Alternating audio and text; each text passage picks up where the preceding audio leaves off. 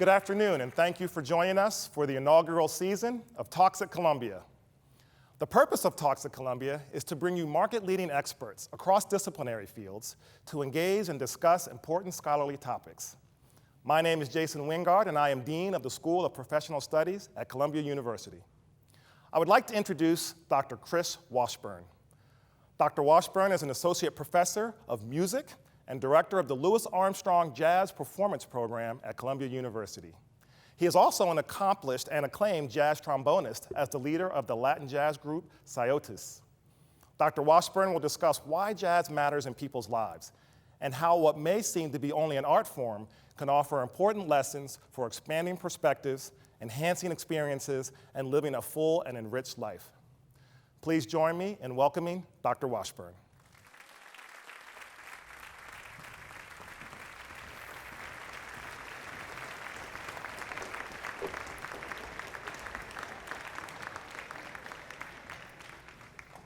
Hello, I'm here to talk to you about why jazz matters.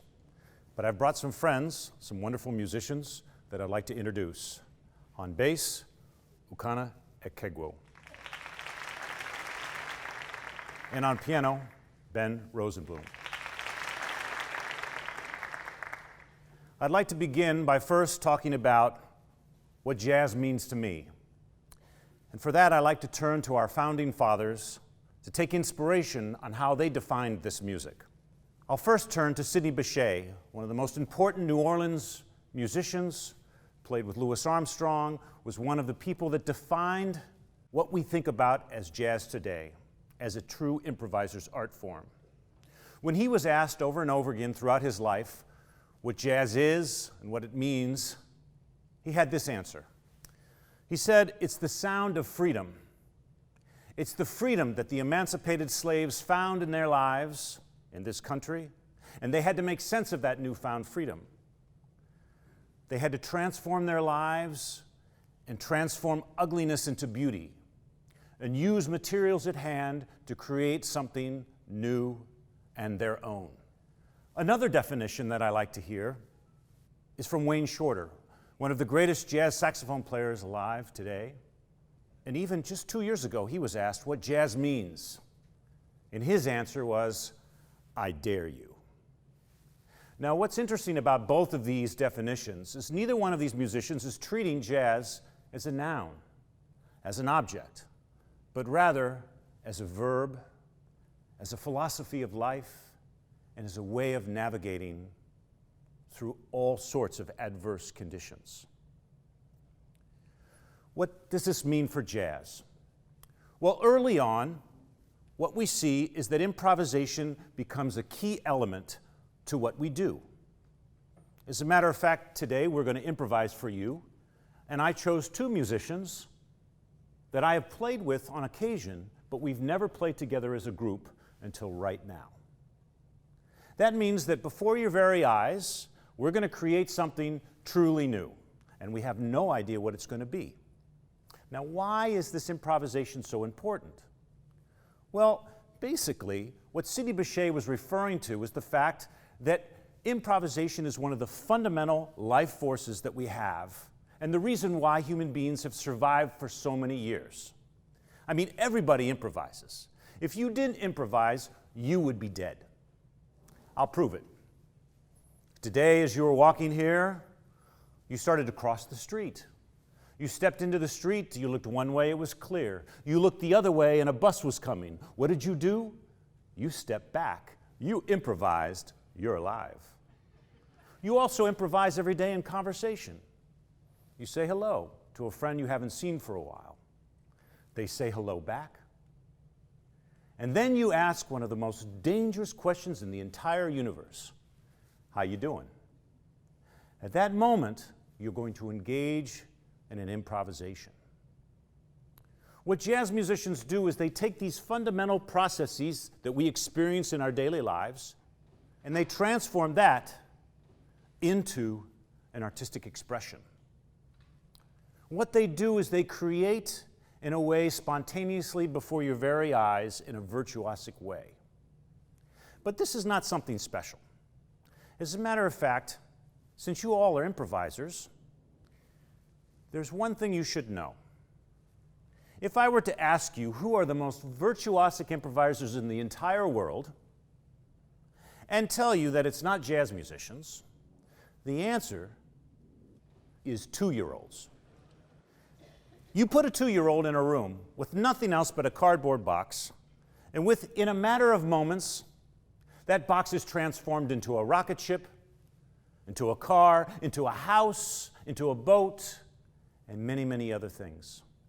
Since all of you were 2 at one point, you're all virtuosic improvisers.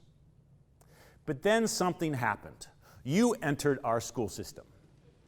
And then you spent the next 18 years of your lives being squelched and being conformed and told that improvisation is not always allowed.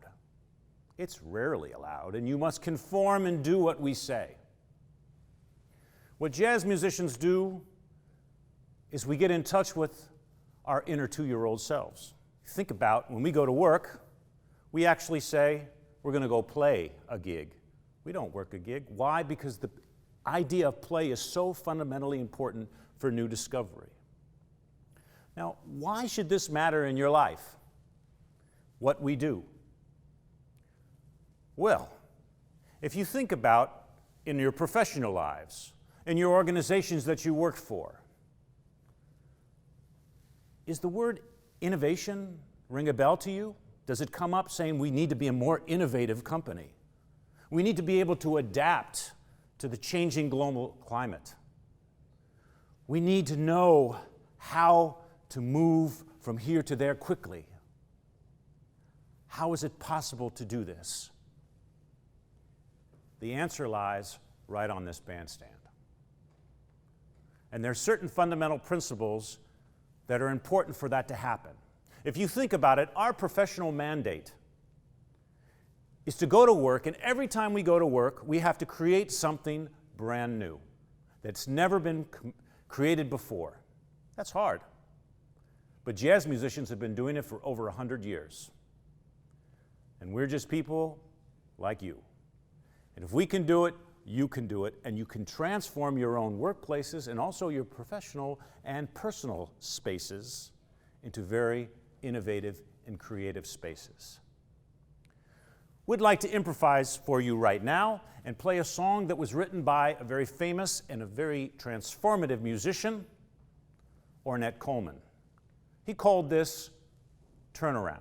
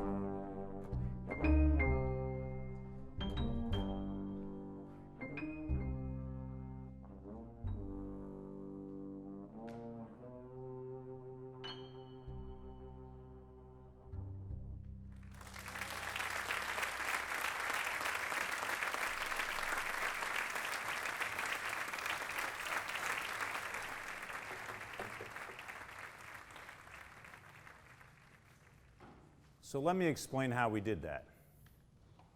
There's a few things that happen. First of all, as you could see, everybody got a chance to take a solo. Everybody's voice in a jazz band is equal. Now, why might that be? Let's go back to Sidney Bechet's definition. It's the sound of freedom. If we think about the cultural milieu from which jazz emerges, it emerges from a culture that had been silenced for 400 years. So when artistic expression comes out of African American culture, it's vitally important that everyone is given a voice. Everybody's voice matters, and everybody's story matters and needs to be attended to. When jazz musicians play, we sound out that colonial encounter, and everybody gets a chance to take a solo. If we think about what that might mean in a large organization, in a corporate setting, or at home at your dinner table.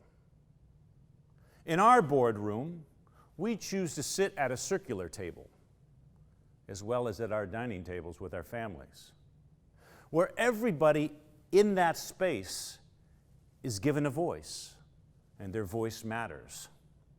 If you need to be creative every single day, you need help and you need a team behind you that can help contribute. I am the leader of this band, so what happens when we're on this bandstand? Many musicians refer to this space as a sacred space, in the sense that things transform as soon as we get on stage and we start to play.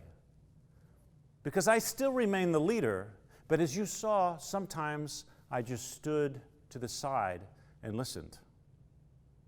That is that everybody at this table feels as though they can take over at any one time. Even when I'm soloing, the musicians feel free to interject and to change the direction of my solo. When we play, we have no idea what's going to happen because we have no idea what everybody else is going to say. And we need to respond to that. The second way we do this is we develop deep listening skills. I remember the very first time that I had a jazz class in college. My professor, a fantastic jazz bassist, Richard Davis, said, "Your assignment tonight is to go listen to a concert." I said, "Of course I'm going to listen to a concert." He goes, "No, I want you to really listen." I said, "Of course, what am I going to do, sleep?" Then I was thinking to myself, gosh, I like college. I don't have to read a book or write anything tonight. And then he said, "No, I want you to go listen so hard that you sweat." I wondered, what could that possibly mean? Until I started playing jazz, where we need to be so deeply connected to one another that we can be nowhere else.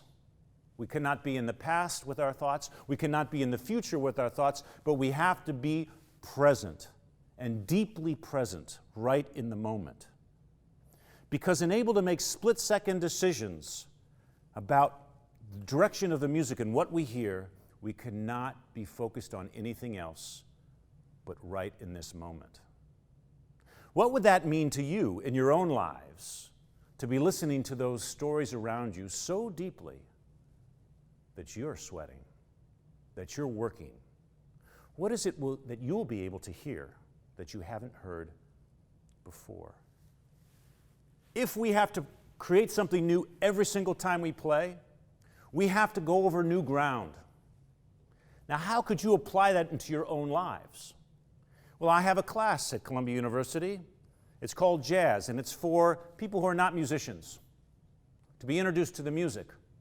My assignment the first day of class is to walk home a way that you've never walked home before and see what you find.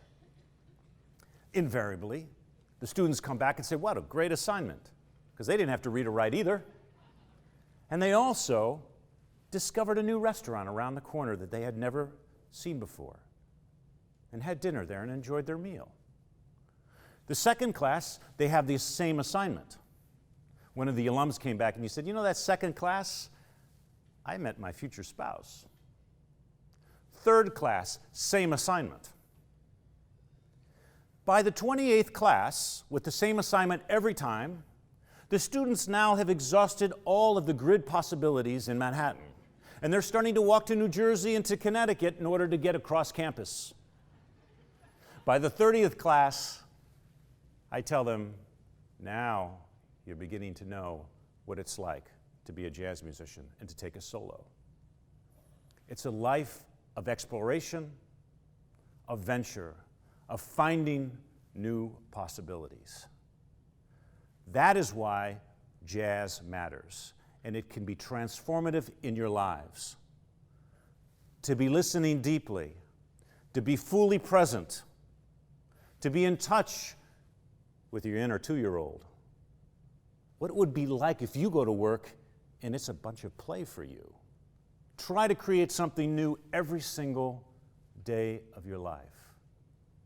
And always walk home a way that you've never walked home before. We'd like to close today with a composition that was composed collectively by the Duke Ellington Orchestra in 1932. They had just gotten a new gig, and they were playing for a bunch of dancers, and everybody was sitting. And the club owner came up to them and said, if you don't get these people dancing, we're going to fire you. And Duke was racking his brains why the band was not sounding so good. And then a newly hired young trumpet player came up to him, half his age, again with an equal voice, and said, Duke, just remember, it don't mean a thing if it ain't got that swing. He realized that the band was not playing together. Swing in jazz means a groove, kind of a collective negotiation to play on a very high level. They improvised a melody backstage. They came out and they focused in on being present and interacting. And the whole club started to rock and everybody started to dance. They kept their gig. They went into a recording studio. Shortly thereafter, they recorded it. It became one of the #1 hit songs in 1932, and it became an anthem of sorts or a mantra for a whole new generation of young dancers that was applied way beyond music, in the sense that every single human interaction has the ability to swing, to groove. And collectively, we can go much farther than we can go alone. Look for the swing in your life. Look for the groove. If you can find that with other people, ride it out. You can achieve much greater things. We hope you enjoy.